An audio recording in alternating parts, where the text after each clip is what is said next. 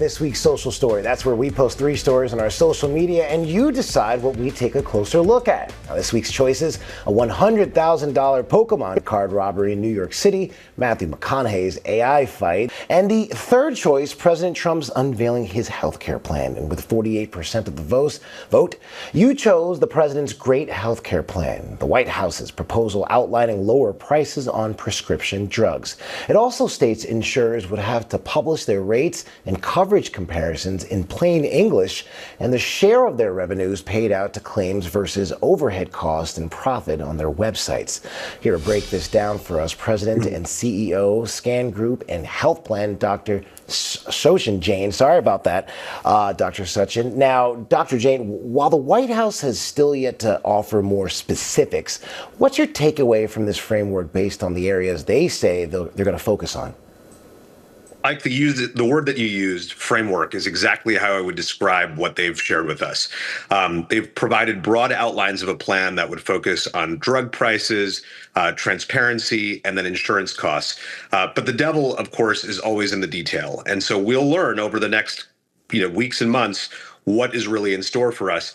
But I would say there's a degree of optimism here in the sense that most Americans believe that healthcare is inescapably broken. And I think that there's a need for really fundamental reform.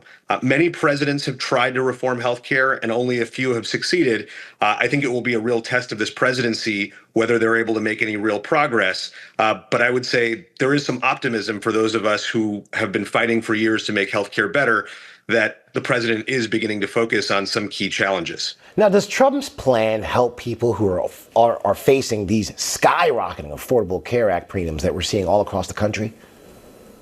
Well, I think what he's trying to do is actually put more dollars in the hands of the people, which actually has historically had mixed results.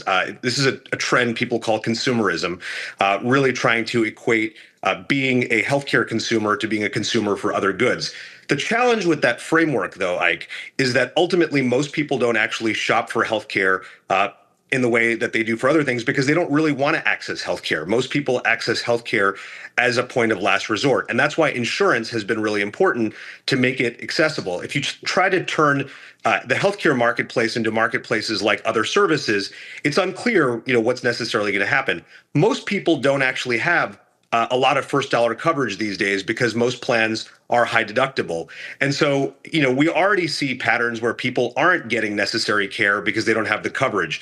And so again, the devil's going to be in the details. We're going to see what this president and this Congress puts into play. But again, I still I'm an optimist, and I'm hopeful that we will get to a place where we can start to make some progress on some of the challenges that people are experiencing. Now, Dr. Jain, just based on what you've seen so far in this plan, what's missing from this proposal?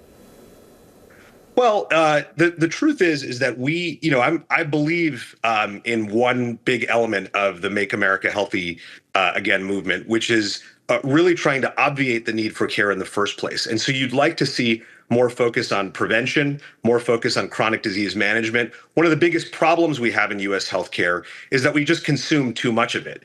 There's the prices, and then there's the quantity of services that we consume. And my view is that we just consume a lot of healthcare because we don't focus enough on chronic disease management and prevention. And so I'd like to see this president, this HHS, and this Congress really focus much more on how we can actually keep people healthy so they need fewer healthcare services overall versus just changing how we actually pay for those services. Now, you say a big part of the problem is the, quote, growing number of middlemen in healthcare. Can you tell us more about that?